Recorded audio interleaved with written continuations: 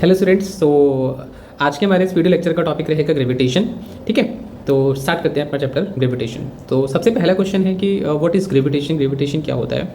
Gravitation क्या है? It is the force that pulls two masses towards each other. ये एक ऐसी फोर्स है जो किन्हीं भी दो ऑब्जेक्ट में एग्जिस्ट करती है और जिसकी वजह से दो ऑब्जेक्ट एक दूसरे को अपनी तरफ अट्रैक्ट कर रहे होते हैं। राइट, तो हम लोग बोल सकते हैं it is the force that pulls two masses towards each other। एक ऐसी फोर्स जो किन्हीं भी दो ऑब्जेक्ट्स को अपनी तरफ अट्रैक्ट करते हैं। Let us take one example. Let suppose एक ऑब्जेक्ट है जिसका मास m1 है, एक दूसरा ऑब्जेक्ट है जिसका मास m2 है। तो ग्रेविटेशनल फोर्स क्या है? जो हमारे पास मास m1 है, जो हमारे पास ऑब्जेक्ट 1 है, वो ऑब्जेक्ट सेकंड को एक फोर्स से अट्रैक्ट करेगा। इस फोर्स को बोल देते हैं F1। और जो हमारे पास ऑब्जेक्ट सेकंड है वो ऑब्जेक्ट फर्स्ट को अपनी तरफ अट्रैक्ट करेगा with the force F2। Right, and according to third law of motion, क्योंकि हमारे पास थर्ड लॉ ऑफ मोशन में था कि जब कोई एक ऑब्जेक्ट किसी दूसरे ऑब्जेक्ट पर एक फोर्स लगाएगा तो दूसरा ऑब्जेक्ट भी इक्वल एंड अपोजिट फोर्स लगाएगा। इसीलिए ये दोनों ही फोर्सेस क्या हैं? Equal and opposite. Magnitude wise बिल्कुल इक्वल एंड डायरेक्शन क्या होंगी? अपोजिट। जो F2 जो हमारे पास सेकंड ऑब्जेक्ट है वो उसको अपनी तरफ अट्रैक्ट करेगा, जो हमारे पास फर्स्ट ऑब्जेक्ट है वो सेकंड ऑब्जेक्ट को अपनी तरफ अट्रैक्ट करेगा। राइट, ठीक है, बढ़िया।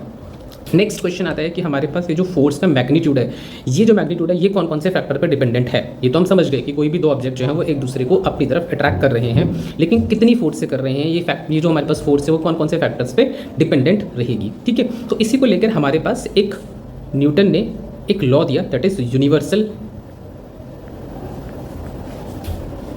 Law of gravitation.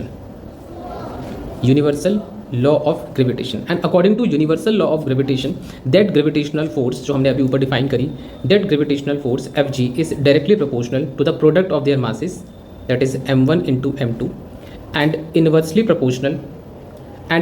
Proportional to the square of distance between them. तो लेट अस सपोज कि इन दोनों ऑब्जेक्ट के बीच का डिस्टेंस है d, तो इन दोनों ऑब्जेक्ट के बीच का डिस्टेंस d के स्क्वायर के inversely proportional.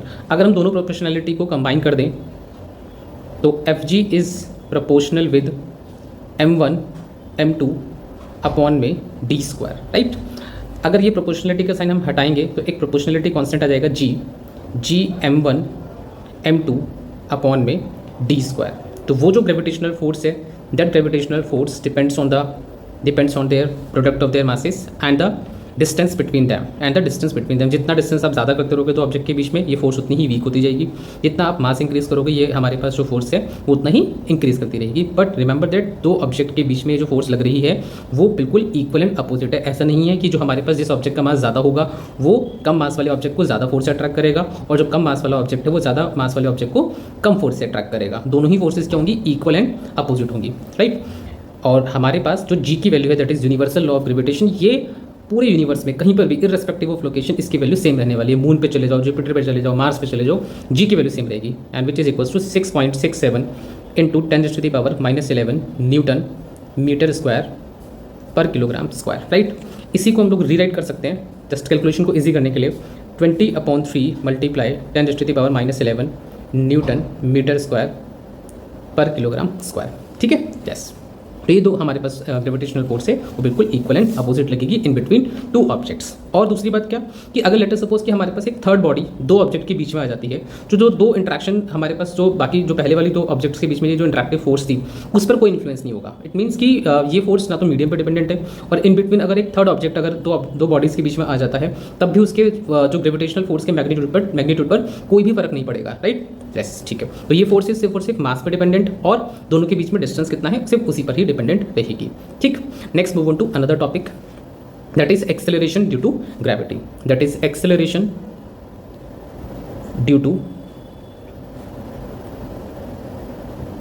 gravity. Represented by small letter g.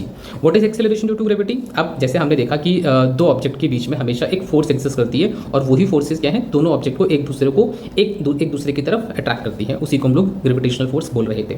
ठीक है, अब अगर एक बॉडी दूसरी बॉडी पर अगर एक फोर्स एक्ट कर रही है तो फिर वो दूसरी बॉडी पर एक्सेलरेशन भी प्रोड्यूस करेगी। बिल्कुल ठीक है। तो एक्सेलरेशन अब अब उस एक बॉडी में से हम लोग एक को हम प्लैनेट कंसिडर कर लेते हैं, राइट, एक बॉडी को प्लैनेट कंसिडर कर लेते हैं और एक कोई दूसरा ऑब्जेक्ट है, ठीक है। तो प्लैनेट किसी दूसरे ऑब्जेक्ट को अपनी तरफ अट्रैक्ट करेगा और वो ऑब्जेक्ट प्लैनेट को अपनी तरफ अट्रैक्ट करेगा, राइट। दोनों एक दूसरे पर फोर्स लगाएंगे, इक्वल एंड अपोजिट होगी, अभी हमने ऊपर देखा। और अगर दोनों एक दूसरे पे फोर्स लगा रहे हैं तो दोनों एक दूसरे पर एक्सेलरेशन भी प्रोड्यूस करेंगे, बिल्कुल ठीक है। अब प्लैनेट किसी दूसरे ऑब्जेक्ट पर फोर्स लगा के जो एक्सेलरेशन प्रोड्यूस करेगा उसे हम क्या बोल रहे हैं, acceleration due to gravity, acceleration due to gravity. तो हम इस एक्सेलरेशन ड्यू टू ग्रेविटी को कुछ इस तरीके से डिफाइन कर सकते हैं, it is the acceleration produced, it is the acceleration produced by the force of gravity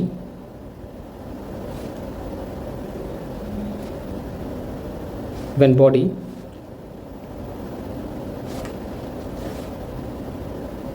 falls freely towards any flat, correct है, बिल्कुल ठीक है, ठीक है।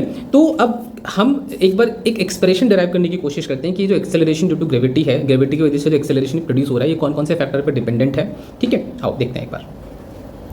लेट अस कंसीडर कि मेरे पास ये एक प्लैनेट है, ठीक है। लेट अस कंसीडर ये मेरे पास एक प्लैनेट है, ये प्लैनेट का सेंटर, प्लैनेट का रेडियस आरपी कंसीडर कर लिया, प्लैनेट का मास जो है उसको एमपी कंसीडर कर लिया, और इस प्लैनेट पर एक हमने सरफेस पर एक ऑब्जेक्ट कंसीडर कर लिया, एक सरफेस पर हमने एक ऑब्जेक्ट कंसीडर कर लिया जिसका मास है MO, जिसका मास है MO। अब ये जो हमारे पास प्लैनेट है ये इस ऑब्जेक्ट को एक फोर्स से अट्रैक्ट करेगा towards its centre, that is FG।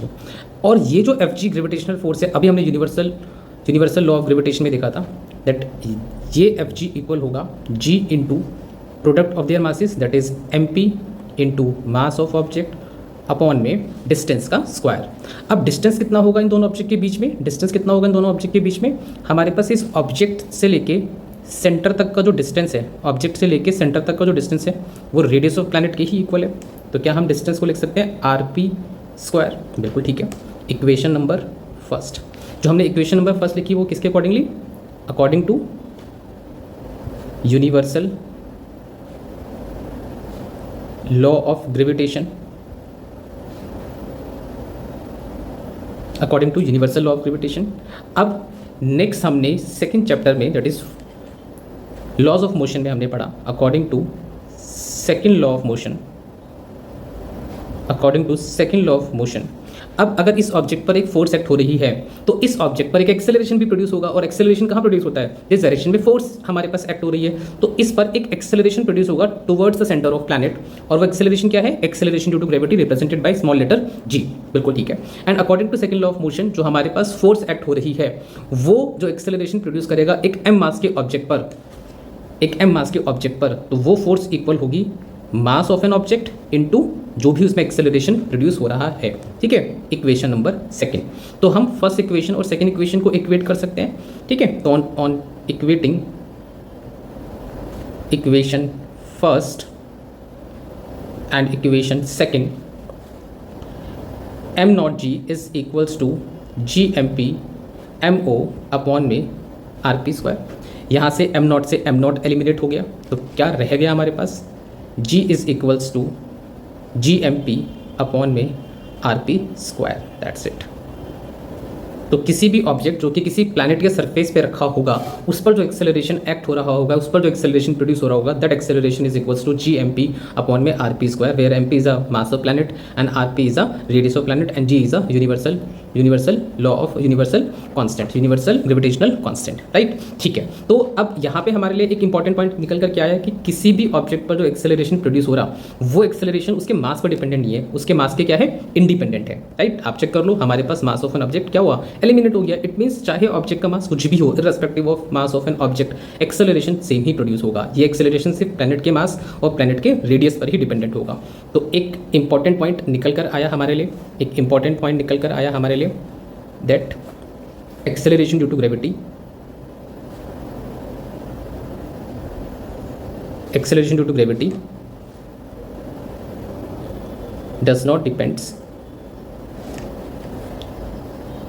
on mass of an object, mass of an object, ठीक है। या फिर हम इसे क्या कह सकते हैं, it is independent to the mass of an object. तो acceleration due to gravity mass पर डिपेंडेंट नहीं है, करेक्ट है। अब सिमिलरली अगर हमें अर्थ की वजह से जो एक्सेलरेशन प्रोड्यूस होगा किसी भी ऑब्जेक्ट पे, अगर हमें वो कैलकुलेट करना है तो हम सिर्फ क्या करेंगे, हम लोग मास ऑफ अर्थ यहाँ पर सब्स्टिट्यूट करेंगे, रेडियस ऑफ अर्थ यहाँ पे सब्स्टिट्यूट करेंगे, और जब हम ये सब वैल्यू सब्स्टिट्यूट करेंगे तो अर्थ की सरफेस पर जो एक्सेलरेशन आएगा वो आ जाएगा 9.8 मीटर पर सेकेंड स्क्वायर। जब हम लोग अर्थ का मास और अर्थ का रेडियस हम अपने इस एक्सप्रेशन में सब्स्टिट्यूट करेंगे। सिमिलरली अगर हम लोग मून का मास और मून का रेडियस यहाँ पे सब्स्टिट्यूट करेंगे तो मून का एक्सेलरेशन ड्यू टू ग्रेविटी आएगा, और जब हम लोग मून का एक्सेलरेशन ड्यू टू ग्रेविटी निकालेंगे तो मून पर जो एक्सेलरेशन ड्यू टू ग्रेविटी आएगी वो अर्थ के एक्सेलरेशन ड्यू टू ग्रेविटी के 1/6 आएगी। तो ये रिलेशन कहाँ से आया, जब आप मून का मास और मून का रेडियस अपने इस एक्सप्रेशन, क्योंकि जनरलाइज है ये, किसके लिए है, एप्लीकेबल फॉर एवरी प्लैनेट, जो भी हमारे पास प्लैनेट है ये हर एक प्लैनेट के लिए एप्लीकेबल है, बस मास ऑफ प्लैनेट और रेडियस ऑफ प्लैनेट हमें सब्स्टिट्यूट करना है। तो जब हम लोग मून पर एक्सेलरेशन ड्यू टू ग्रेविटी निकालेंगे तो वो अर्थ के कंपैरेटिवली हमारे पास 1/6 आएगी। इट मीन्स मून पर जो एक्सेलरेशन ड्यू टू ग्रेविटी है वो कंपैरेटिवली वीक होती है, ठीक है, यस, ठीक है। Next move on to another topic that is acceleration due to gravity से ही रिलेटेड है। अभी हमने एक्सेलरेशन ड्यू टू ग्रेविटी का एक्सप्रेशन डेराइव किया, ठीक है, मून पर भी उसका रिलेशन देख लिया, मून पर भी उसका रिलेशन देख लिया, ठीक है, with respect to the acceleration due to gravity on the surface of earth, right, ठीक है। तो नेक्स्ट हम लोग देखते हैं कॉम्पिटिटिव एग्जामिनेशन के पॉइंट ऑफ व्यू से बहुत ही important topic that is factors affecting the acceleration due to gravity, factors affecting the acceleration due to gravity, g, small letter g, ठीक है। कौन कौन से फैक्टर है जिस पर के एक्सेलरेशन ड्यू टू ग्रेविटी जो है वो डिपेंड करता है, ठीक है। तो देयर आर 4 फैक्टर्स, 4 फैक्टर्स है जिस पर कि हमारे पास एक्सेलरेशन ड्यू टू ग्रेविटी जो है वो डिपेंड करता है। Number first is with altitude, या फिर हम कह सकते हैं height above the surface of earth, ठीक है। तो लेट अस कंसीडर, ये मेरे पास मेरी एक कोई भी प्लैनेट है, ठीक है। हम लोग देख रहे हैं कि अगर हम किसी भी प्लैनेट के सरफेस से ऊपर चले तो एक्सेलरेशन ड्यू टू ग्रेविटी पर क्या इम्पैक्ट पड़ेगा, राइट। लेट सपोज हमने एक ऑब्जेक्ट कंसीडर किया, यहाँ पे ये एक ऑब्जेक्ट है, ठीक, और ये हमारे पास प्लैनेट की सरफेस से h हाइट पर है, प्लैनेट की सरफेस से h हाइट पर है। इस प्लैनेट का मास mp, इस प्लैनेट का रेडियस rp, ठीक है, यस। तो इस ऑब्जेक्ट पर यहाँ पे जो एक्सेलरेशन प्रोड्यूस होगा, लेट सपोज उसको हम g डैश बोल देते हैं। सरफेस पे कितना होगा वो हम लोग कैलकुलेट कर चुके हैं, g which is equals to g/rp², ठीक है। इस पॉइंट पर जो एक्सेलरेशन प्रोड्यूस हो रहा है वो g डैश है, कुछ डिफरेंट होगा, देख लेते हैं क्या। तो ये जो g डैश की वैल्यू है, g dash is equals to gmp/, में अब जो डिस्टेंस है, पहले ऑब्जेक्ट सरफेस पे था, अब ऑब्जेक्ट सरफेस से h हाइट पर है, तो अब जो सरफेस हमारे पास अर्थ या फिर कोई भी जो प्लैनेट है उसके सेंटर से ऑब्जेक्ट के बीच का जो डिस्टेंस है हमारा रहेगा, जो हमारा वो यहाँ से लेके यहाँ तक होगा। अब इस डिस्टेंस में हम देखेंगे तो ये डिस्टेंस किसके इक्वल है, rp + h के इक्वल। तो क्या अब हम यहाँ पे डिस्टेंस लिख सकते हैं rp + h का होल स्क्वायर। तो ये जो एक्सेलरेशन प्रोड्यूस हो रहा कहाँ पर, किसी h हाइट पर अबव द सरफेस ऑफ अर्थ हम लोग ने देखा। अब आप देख सकते हो अगर हम हाइट को इंक्रीज करेंगे तो डेनोमिनेटर जो हमारे पास है वो इंक्रीज होगा, डेनोमिनेटर इंक्रीज होगा तो हमारे पास ओवरऑल वैल्यू क्या होगी, डिक्रीज होगी।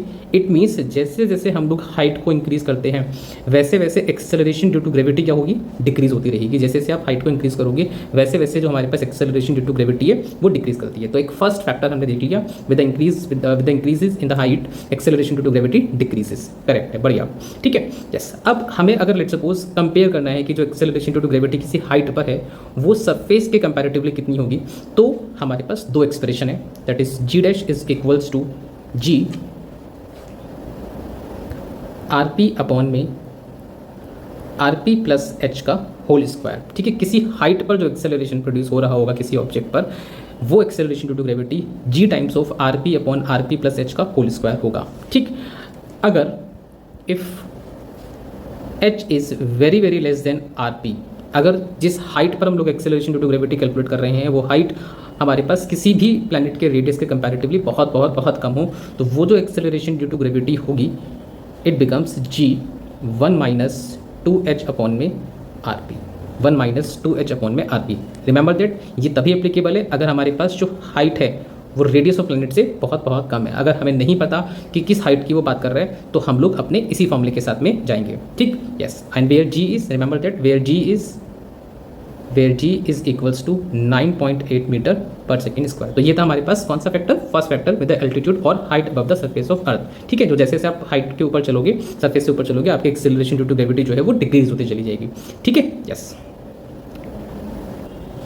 ठीक है। तो नेक्स्ट एक क्वेश्चन देख लेते हैं, राइट। तो बेस्ड है हमारे पास एक्सेलरेशन ड्यू टू ग्रेविटी पर ही, राइट। तो क्वेश्चन है at what approximate height from the earth acceleration due to gravity will be 1/4 the value of G on the surface of earth. तो किस हाइट पर जो एक्सेलरेशन ड्यू टू ग्रेविटी है वो 1/4 हो जाएगी, जी के 1/4 हो जाएगी, ठीक है, किस हाइट पर। तो इसने हमें हाइट नहीं बताई है कि हाइट जो है वो बहुत कम है as compare to the radius of planet. तो हम लोग जैसे हमने अभी ऊपर दो एक्सप्रेशन देखे थे, एक है जब हमारे पास हाइट बहुत कम होगी और एक है हमारे पास जब हाइट हमें पता नहीं है। जनरलाइज मेन फॉर्मूला यही है हमारे पास में, ठीक। तो जो इसने क्वेश्चन में गिवन किया है उसने बताया कि जो जी डैश है किसी हाइट पर वो 1/4 है acceleration due to gravity on the surface of earth. तो जी डैश कितना हो जाएगा, g dash is equals to ji R E upon में आर ई प्लस एच का होल स्क्वायर। हम इस फॉर्मूले के साथ क्यों जा रहे हैं, क्योंकि हमें हाइट नहीं पता कि वो बहुत कम है रेडियस से या फिर उसका रिलेशन अर्थ के रेडियस से नहीं पता हमें, ठीक। जी डैश की वैल्यू कितनी गिवन कर रखी है, ये गिवन कर रखा है उसने अपने क्वेश्चन में हमारे। जी डैश की वैल्यू कितनी है, g/4, तो हम यहाँ पे सब्स्टिट्यूट कर सकते हैं, which is equals to ji R E upon में आर ई प्लस एच का होल स्क्वायर। जी से जी कैंसिल हो गया, जब हम ये स्क्वायर हटाएंगे तो स्क्वायर रूट आ जाएगा, square root 1/4 is equals to R E upon में R E plus H. Square root लगा हुआ है तो स्क्वायर रूट से बाहर के 1/2 आर ई अपॉन में आर ई प्लस एच। दोनों साइड रेसिप्रोकेट कर लेंगे तो 2 is equals to R E plus H upon में आर ई। इस आर ई को डिस्ट्रीब्यूट कर दो, 2 is equals to R E upon में R E plus H upon में आर ई से आर ई एलिमिनेट होकर 1 आ गया। इस 1 को लेफ्ट हैंड साइड पे भेज दो, 2 - 1 is equals to H upon में आर ई। तो हमारे पास हाइट आ गई रेडियस के equal, that is radius of earth के इक्वल। और क्वेश्चन में रेडियस ऑफ अर्थ उसने गिवन कर रखा था 6400 किलोमीटर, 6400 किलोमीटर। तो इट मीन्स एच की वैल्यू हो गई 6400 किलोमीटर। इट मीन्स अगर हम अर्थ के सरफेस से 6400 किलोमीटर ऊपर चले जाएं तो हमारे पास जो एक्सेलरेशन ड्यू टू ग्रेविटी है वो सरफेस पे के कंपैरिजन में 1/4 हो जाएगी, ठीक। यस, ठीक है। Next move to another question. एक और क्वेश्चन है हमारे पास, ठीक है, पढ़ते हैं एक बार। At what height above the earth surface is the acceleration due to gravity is 1% less than its value at the surface. Earth के सरफेस से कितना हाइट पर हमारे पास एक्सेलरेशन ड्यू टू ग्रेविटी जो है वो 1% कम होगी as compare to the acceleration due to gravity on the surface of earth, ठीक है। चलो, तो लेट अस कंसीडर कि किसी हाइट पे जाके हमारे पास एक्सेलरेशन ड्यू टू ग्रेविटी जो है वो 1% कम हो जाती है। अगर 1% कम होगी तो रह कितनी गई है, एक्सेलरेशन ड्यू टू ग्रेविटी किसी हाइट पर रह कितनी गई है, 99% ऑफ जी रह गई है, ठीक है। 1% तो कम हो गई है तो 99% रह गई, तो which is equals to 99/100 times of G. अब यहाँ उसने बता रखा है कि जो हाइट है वो रेडियस ऑफ अर्थ से बहुत कम है, तो हम कौन सा एक्सप्रेशन यूज़ करेंगे, G dash is equals to G 1 - 2h upon में आर ई। जी डैश की वैल्यू हमने अभी डिराइव करी, 99 जी अपॉन में 100 is equals to G 1 - 2h upon में आर ई। जी से जी कैंसिल हो गया, right. 2h upon are E को लेफ्ट हैंड साइड पे ट्रांसपोर्ट कर देते हैं और 99/100 को राइट हैंड साइड पे, तो इट बिकम्स 2h अपॉन में R E is equals to 1 - 99 upon में 100। एलसीएम आएगा 100 - 99 which is equals to 1/100 2h upon में आर ई। हमें हाइट की वैल्यू निकालनी है, हाइट को अकेला छोड़ दो, तो आर ई अपॉन में 100 × 2।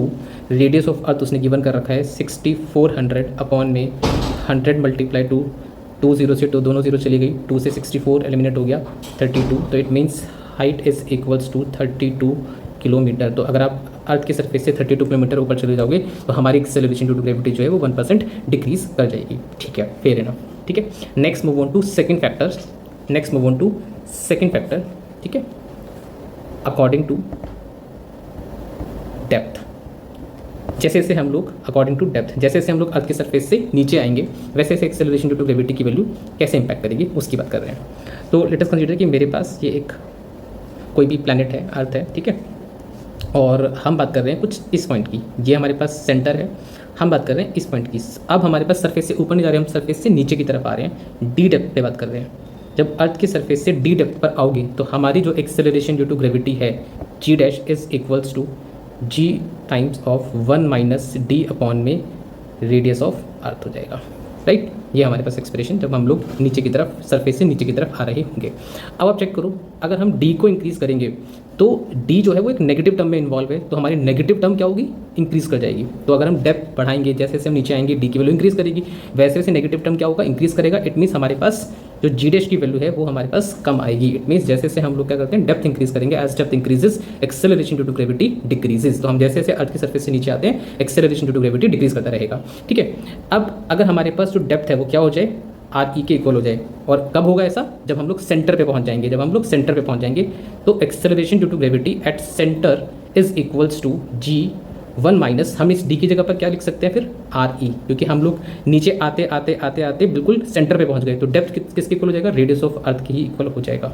तो आर ई से आर ई कैंसिल होकर आ गया हमारे पास 1, तो G is equals to 1 minus 1 which is equals to G into 0 is equals to 0 meter per second square. It means at the center of earth, at the center of any planet, acceleration due to gravity always becomes equals to 0. एक weightlessness की condition हमारे पास achieve हो जाएगी, ठीक है। yes.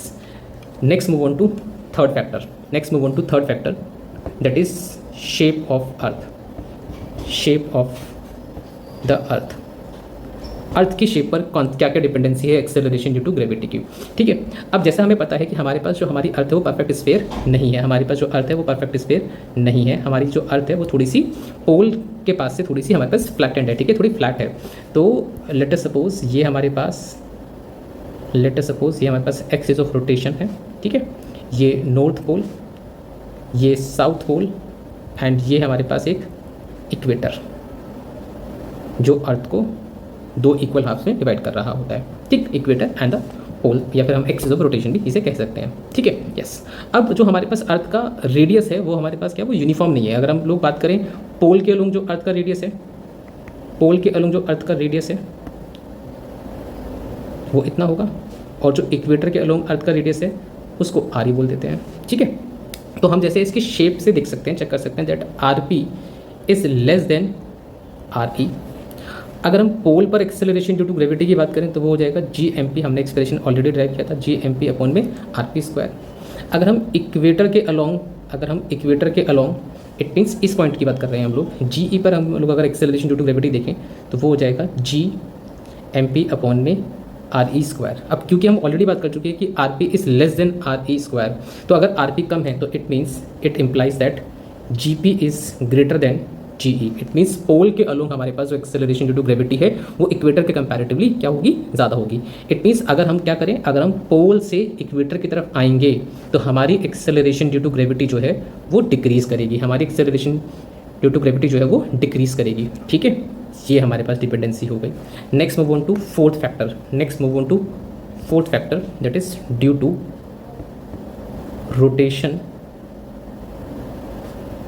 Rotation of the earth. Earth की rotation से भी एक्सेलरेशन ड्यू टू ग्रेविटी पर इंपैक्ट पड़ता है, ठीक है। जो अर्थ हमारे पास एक्सिस ऑफ रोटेशन पे अबाउट इट्स ओन एक्सिस घूमती है उसकी वजह से भी एक्सेलरेशन ड्यू टू ग्रेविटी पर इंपैक्ट पड़ेगा। अब लेट अस कंसीडर अगेन हमारे पास हमारी अर्थ है, ठीक, ये होगी हमारे पास उसकी एक्सिस ऑफ रोटेशन, और अर्थ वेस्ट टू ईस्ट किसी ओमेगा से रिवॉल्व कर रही है, ठीक है, ओमेगा से रिवॉल्व कर रही है। अब जैसे जैसे हम लोग अर्थ की रोटेशन को इंक्रीज करेंगे, ओमेगा मतलब उसकी एंगुलर वेलोसिटी, जैसे जैसे उसकी घूमने की वेलोसिटी को, एंगुलर वेलोसिटी को आप इंक्रीज करोगे वैसे वैसे हमारे पास एक्सेलरेशन ड्यू टू ग्रेविटी क्या करती है, हमेशा डिक्रीज करती है, ठीक है।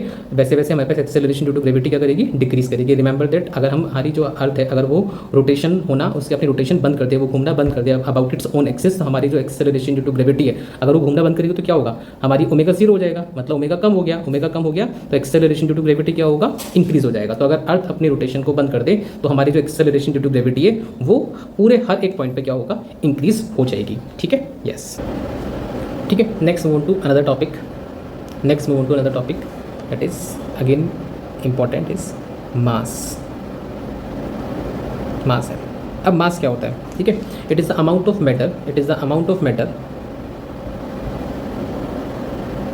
It is the amount of matter contained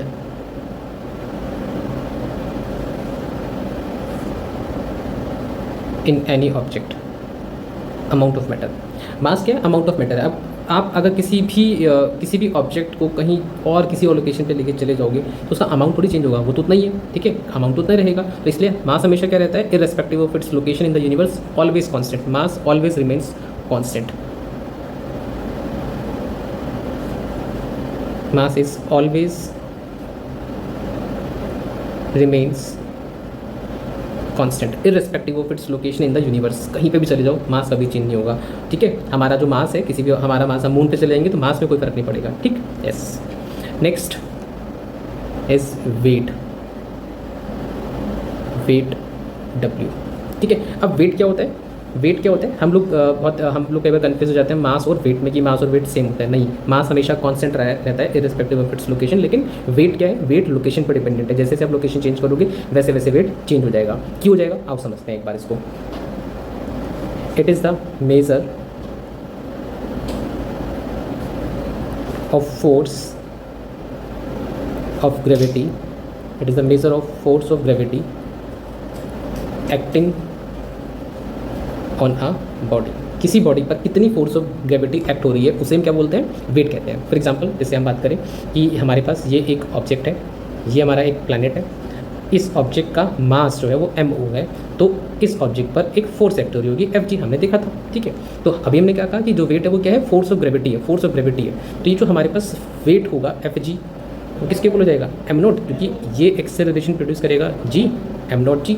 तो हमारे पास जो वेट होता है वो क्या है, force of gravity acting on any object. तो वेट इज इक्वल्स टू क्या हो गया, mass of object into acceleration due to gravity. अब हमने जैसे अभी बात करी थी ना कि वेट लोकेशन डिपेंडेंट क्वांटिटी है। क्यों है, क्योंकि जो एक्सेलरेशन ड्यू टू ग्रेविटी है वो लोकेशन पर डिपेंड करती है। जैसे जैसे आप लोकेशन चेंज करोगे एक्सेलरेशन ड्यू टू ग्रेविटी जो है वो चेंज होती रहेगी। तो अगर हम बात करें on the surface of earth किसी ऑब्जेक्ट का वेट कितना होगा, तो which is equals to m0 into GE। अगर हम बात करें मून पे कितना हो जाएगा किसी ऑब्जेक्ट का वेट, तो मास तो सेम रहेगा, मास तो चेंज ही नहीं होता। चेंज क्या होगा, acceleration due to gravity moon पे डिफरेंट होगी। और अभी हमने ऊपर ही देखा था कि जो acceleration due to gravity on the moon है वो 1/6 है किसके, अर्थ के एक्सेलरेशन ड्यू टू ग्रेविटी के। तो हम लोग इस GM की जगह पर GE/6 को सब्स्टिट्यूट कर सकते हैं। अब m0 इंटू GE क्या हो जाएगा, m0 इंटू GE क्या हो जाएगा, weight of an object on the surface of earth upon में 6 ऐसे ही रह गया। तो वेट किसी भी ऑब्जेक्ट का मून पर और उसी ऑब्जेक्ट का अर्थ पर जो रिलेशन आएगा वो कितना हो जाएगा, 1/6। तो जब हम लोग मून से हमारे पास, जब हम लोग अर्थ से मून पे जाते हैं तो हमारा जो वेट है वो कितना हो जाता है, 1/6। इसलिए हम लोग थोड़ा सा लाइट, अपने आप को हल्का महसूस हम लोग वहाँ पे मून पर करते हैं, ठीक है। यस, ठीक है। Next move on to another topic that is upthrust. It is upthrust. Upthrust क्या होता है, किसी भी ऑब्जेक्ट पर नेट फोर्स जो कि परपेंडिकुलरली एक्ट हो रही होती है उसे हम क्या बोलते हैं, अपथ्रस्ट। मतलब बेसिकली अपथ्रस्ट का एक फोर्स है, बस कौन सी फोर्स, जो किसी सरफेस पर परपेंडिकुलरली एक्ट हो, जो किसी सरफेस पर परपेंडिकुलरली एक्ट हो। The net force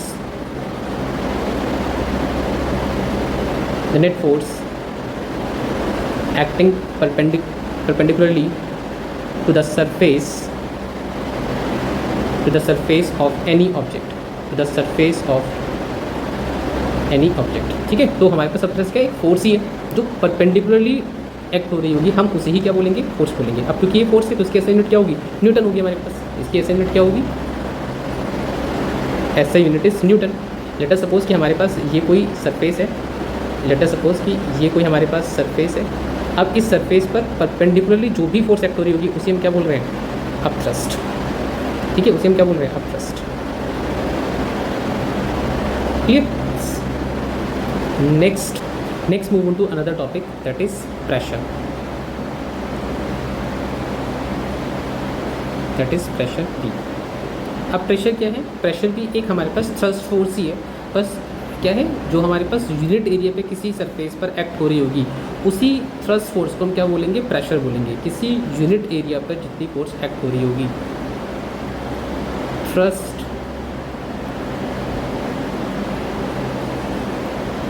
acting on unit area is defined as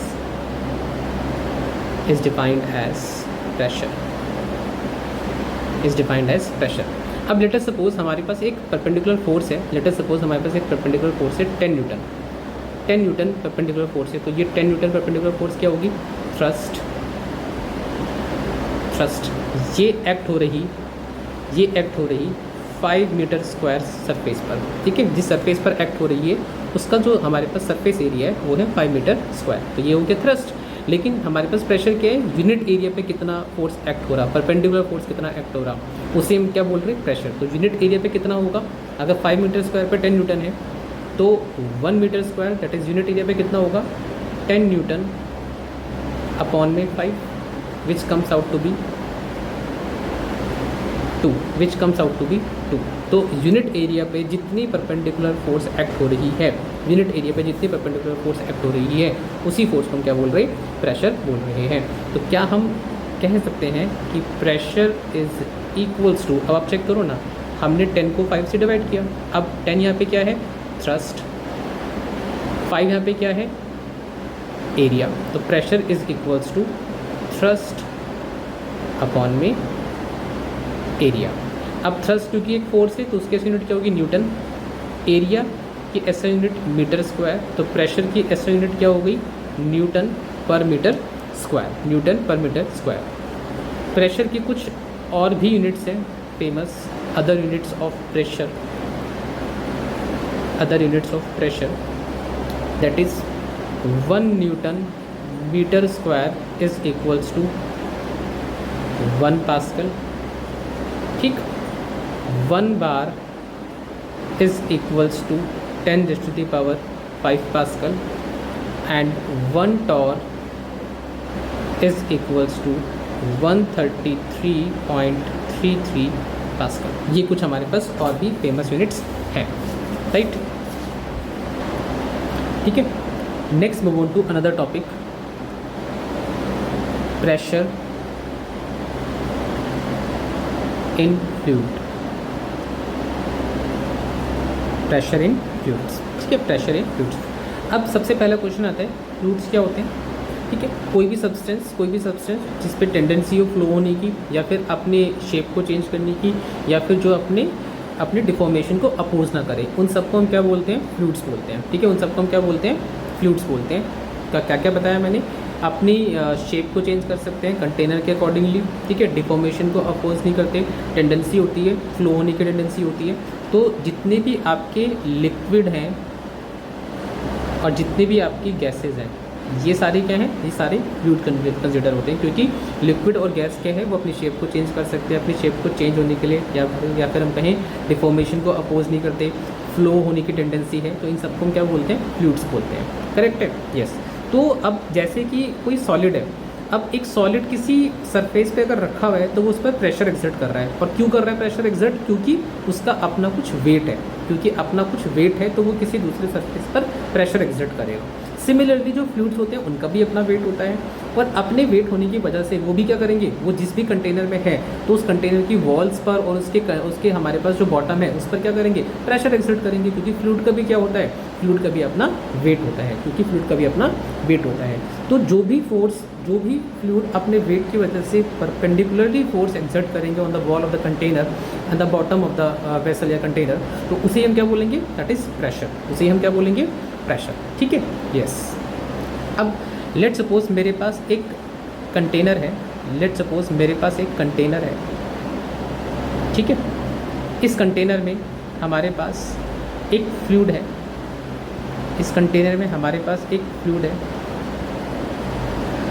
अब इस कंटेनर के बॉटम पर, इस पॉइंट पर, और ये कंटेनर में जो फ्लूइड भरा है वो h हाइट तक हमारे पास में है।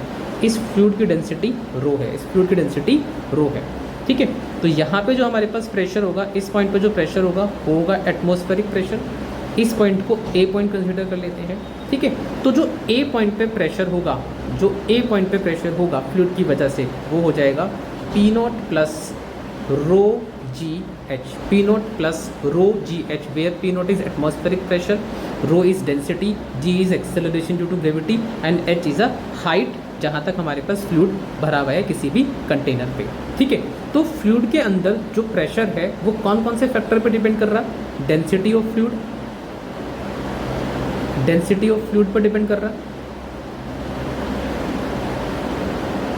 ठीक है। एक्सेलरेशन ड्यू टू ग्रेविटी पर डिपेंड कर रहा, एक्सेलरेशन ड्यू टू ग्रेविटी पर डिपेंड कर रहा, and the height of fluid पर डिपेंड कर रहा, ठीक है, ठीक है। नेक्स्ट इज तो ये वो फैक्टर्स है जिस पर कि प्रेशर डिपेंड करेगा inside the fluid. Next is it is independent, it is independent to amount of fluid. जो प्रेशर इनसाइड द फ्लूइड है वो फ्लूइड के अमाउंट पे डिपेंड नहीं कर रहा कि फ्लूइड कितना है, कितना कम है, कितना ज़्यादा है, कोई डिपेंडेंसी नहीं है, number one. Number second, area of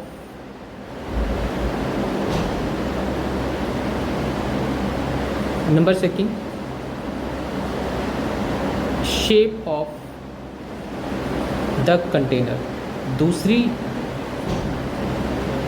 दूसरा फैक्टर क्या है? जो शेप ऑफ द कंटेनर है उस पर कोई डिपेंडेंसी नहीं है कि हमारे पास किसी भी फ्लूइड का प्रेशर किसी भी फ्लूइड की वजह से जो प्रेशर एग्जर्ट होगा वो कंटेनर के शेप पर डिपेंडेंट नहीं होता, ठीक है।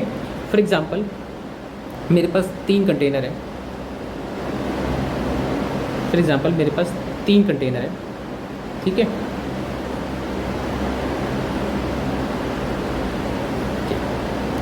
तीनों कंटेनर पे कुछ h हाइट तक हमारा फ्लूइड है। हमने तीनों कंटेनर में सेम फ्लूइड रखा है, इट मीन्स कि सेम डेंसिटी का फ्लूइड हमने इसमें फिल करके रखा हुआ है। तीनों कंटेनर पे h हाइट तक हमने फ्लूइड फिल करके रखा हुआ है। सबकी डेंसिटी रो है। तो इस पॉइंट को A कंसिडर कर लेते हैं, इस पॉइंट को B कंसिडर कर लेते हैं, इस पॉइंट को C कंसिडर कर लेते हैं। तो A पॉइंट पे जो प्रेशर होगा वही प्रेशर B पॉइंट पर भी होगा, वही प्रेशर C पॉइंट पर भी होगा, क्योंकि अभी हमने कहा कि अमाउंट ऑफ फ्लूइड पर कोई डिपेंडेंसी नहीं है और जो हमारे पास कंटेनर की शेप है उस पर कोई डिपेंडेंसी नहीं है। सिर्फ डिपेंडेंसी किस पर थी? हाइट पर थी, तीनों में सेम है। एक्सेलरेशन ड्यू टू ग्रेविटी पर थी, तीनों के लिए सेम रहेगी। और थर्ड वन इज डेंसिटी, तीनों पर सेम डेंसिटी का हमने फ्लूइड इसमें फिल कर रखा है। तो ये हमारे पास रहा pressure inside the fluid, pressure inside the fluid, ठीक है।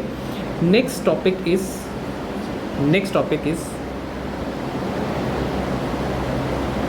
पास्कल लॉ, पास्कल्स लॉ, ठीक है। What is Pascal law? The external pressure exerted on a confined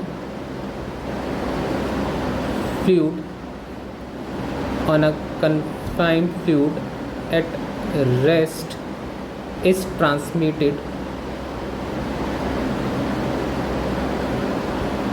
unchanged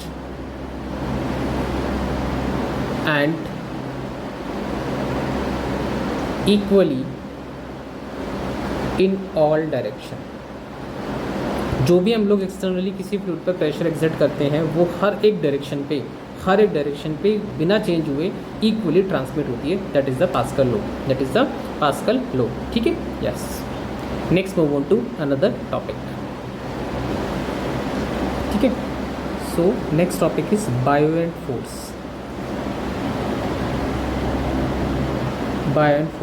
eight P. अब बायोएंट फोर्स क्या होता है? अब हमने देखा होगा जब भी हम किसी फ्लूइड में किसी ऑब्जेक्ट को इमर्स करने की कोशिश करते हैं, जब भी किसी फ्लूइड में किसी भी ऑब्जेक्ट को इमर्स करने की कोशिश करते हैं तो फ्लूइड उसको ऊपर की तरफ एक पुश करता है, ऊपर की तरफ एक फोर्स लगाता है। तो वही फोर्स क्या होती है? बायोएंट फोर्स होती है। जब भी हम किसी फ्लूइड में किसी भी ऑब्जेक्ट को अगर हम लोग इमर्स करने की ट्राई करेंगे तो वो फ्लूइड हमेशा उस ऑब्जेक्ट को ऊपर की तरफ एक फोर्स लगाएगा। उसी फोर्स को हम क्या बोलते हैं? बायोएंट फोर्स कहते हैं, ठीक है। तो हमने अभी जो बात करी, every fluid exert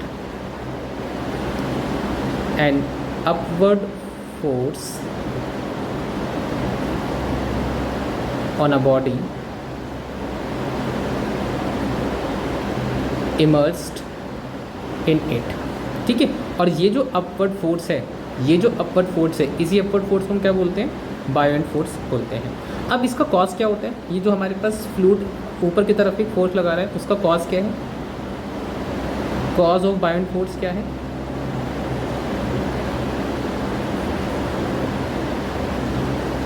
pressure difference, pressure difference inside the fluid, ठीक है। जैसे हमारे पास कोई भी ऑब्जेक्ट किसी फ्लूइड के अंदर होगा तो उसका जो अपर सरफेस है और जो उसका बॉटम सरफेस है, वहाँ पर क्या है, एक प्रेशर डिफरेंस है, क्योंकि pressure depends on height, pressure depends on height. तो उस प्रेशर डिफरेंस की वजह से हमेशा एक अपवर्ड फोर्स हमारे पास जनरेट होती है, जिसको हम क्या बोलते हैं, बायोएंट फोर्स बोलते हैं। जैसे फॉर एग्जांपल के लिए मेरे पास एक कंटेनर है, ठीक है, और इस कंटेनर में हमने एक फ्लूइड इसमें हमने फिल कर रखा है, एक फ्लूइड हमने फिल कर रखा है। इस कंटेनर के अंदर हमने एक एज्यूम कर लिया कि हमारे पास कोई भी एक ऑब्जेक्ट है, तो ये वाला जो हमारे पास अपर सरफेस है, लेट सपोज वो h1 हाइट पर है, और जो हमारे पास बॉटम है, लेट सपोज वो h2 हाइट पर है, लेट सपोज वो h2 हाइट पर है। तो h1 is less than h2, तो बॉटम पे जो प्रेशर होगा P1 मान लेते हैं, अपर सरफेस पे जो प्रेशर होगा उसको P2 मान लेते हैं हम लोग। तो हमारे पास जो P1 होगा वो हो जाएगा रो जी H2, और जो हमारे पास P2 होगा वो हो जाएगा रो जी H1। अब क्योंकि हमने अभी बात करी कि जो H1 है वो लेस देन है H2 के, तो H1 कम है, तो इसका मतलब P2 भी क्या होगा, P2 भी कम होगा किससे, P1 से। तो आप चेक करो कि एक नेट प्रेशर जनरेट होगा, एक नेट प्रेशर जनरेट होगा अपवर्ड डायरेक्शन पे, और इसी नेट प्रेशर जो अपवर्ड डायरेक्शन पे जनरेट हुआ, उसी की वजह से हमारे पास बायोएंट फोर्स की एग्जिस्टेंस होती है। तो इसलिए कोई भी जो फ्लूइड है वो किसी भी ऑब्जेक्ट को एक ऊपर की तरफ फोर्स लगाता है, जिसको हम लोग क्या बोलते हैं, बायोएंट फोर्स बोलते हैं, ठीक है। अब ये जो बायोएंट फोर्स हमारे पास है, ये जो हमारे पास बायोएंट फोर्स है, इसका मैग्नीट्यूड कितना होगा, इसी के लिए आर्किमिडीज़ ने अपना एक प्रिंसिपल बताया, ठीक है, आर्किमिडीज़ ने अपना एक प्रिंसिपल बताया, ठीक है, ठीक है। So next move on to Archimedes principle, जहाँ से हमें इस बायोएंट फोर्स का मैग्नीट्यूड पता चलेगा, आर्किमिडीज़ प्रिंसिपल, ठीक है। तो आर्किमिडीज़ ने बताया कि किसी भी ऑब्जेक्ट पर जो बायोएंट फोर्स एक्ट होती है, किसी भी ऑब्जेक्ट पर जो ये बायोएंट फोर्स एक्सर्ट होती है अपवर्ड डायरेक्शन पे, that buoyant force is always equals to weight of fluid displaced by the immersed part of an object. जो ऑब्जेक्ट फ्लूइड के अंदर इमर्स्ड है, वेदर पार्शियली वेदर कंप्लीटली, वो जितना भी फ्लूइड डिस्प्लेस करेगा और उस डिस्प्लेस फ्लूइड का जितना भी वेट होगा वही क्या है, बायोएंट फोर्स, उसे उतने ही मैग्नीट्यूड का बायोएंट फोर्स अपवर्ड डायरेक्शन पे फोर्स वो एक्ट करेगा किसी भी ऑब्जेक्ट पर, ठीक है। That is the Archimedes principle. तो Fv जो है हम उसको बोल सकते हैं mass of fluid into g, और ये कौन सा मास होगा, डिस्प्लेस्ड फ्लूइड का, ये कौन सा मास होगा, डिस्प्लेस्ड फ्लूइड का। या फिर हम लोग बायोएंट फोर्स को और क्या कह सकते हैं, दैट इज़ V रो जी। अब ये वॉल्यूम किसका होगा, ये वॉल्यूम किसका होगा, डिस्प्लेस्ड फ्लूइड, या फिर बोल सकते हैं volume of immersed part, volume of immersed part of an object, ठीक है। अब बायोएंट फोर्स जो आर्किमिडीज़ प्रिंसिपल है, इसी पर बेस्ड हमारे पास जो फ्लोटिंग प्रिंसिपल है वो डिपेंड करते हैं, इसी पर हमारे पास जो फ्लोटिंग प्रिंसिपल है वो depend. So next is principle of floating. कब कोई ऑब्जेक्ट हमारे पास पानी के ऊपर फ्लोट करेगा, कब वो ऐसे इमर्स हो जाएगा, ठीक है। तो हमारे पास तीन पॉसिबल केस बन सकते हैं। अगर हमारे पास density of an object is greater than density of fluid, तो हमारे पास जो ऑब्जेक्ट है वो क्या करेगा, अगर डेंसिटी ऑफ ऑब्जेक्ट ज़्यादा है फ्लूइड से, तो हमारा जो ऑब्जेक्ट है वो कम्प्लीटली फ्लूइड में इमर्स हो जाएगा, फ्लूइड में इमर्स हो जाएगा। अगर density of an object is less than density of fluid, then in that case हमारा जो ऑब्जेक्ट है वो पार्शियली इमर्स्ड होगा, पार्शियली इमर्स्ड, कुछ पानी के अंदर, कुछ फ्लूइड के अंदर, कुछ फ्लूइड के बाहर। अगर हमारे पास density of an object is equals to density of fluid है, तो अगेन हमारा जो ऑब्जेक्ट है वो फ्लूइड के अंदर कम्प्लीटली इमर्स्ड होगा, लेकिन बॉटम तक नहीं पहुंच पाएगा, just below the surface of fluid, ठीक है। तो डेंसिटी पर ही हमारे पास डिपेंडेंसी है कि कौन ऑब्जेक्ट कम्प्लीटली इमर्स्ड होगा, कौन ऑब्जेक्ट जो है हमारे पास में जो है पार्शियली इमर्स्ड होगा। तो जब density of fluid is greater than density of an object, तो हमारा जो ऑब्जेक्ट है वो पार्शियली इमर्स्ड होगा, ठीक है, कुछ पानी के, कुछ फ्लूइड के अंदर, कुछ फ्लूइड के बाहर। और जब डेंसिटी इक्वल होगी तो आपका कम्प्लीटली इमर्स्ड तो होगा, but just below the surface of fluid, पूरा बॉटम तक नहीं पहुँच पाएगा, करेक्ट है, ठीक है। तो ये था हमारे पास पूरा ग्रेविटेशन चैप्टर, ठीक है। आई होप आपको समझ आया होगा। Thank you so much.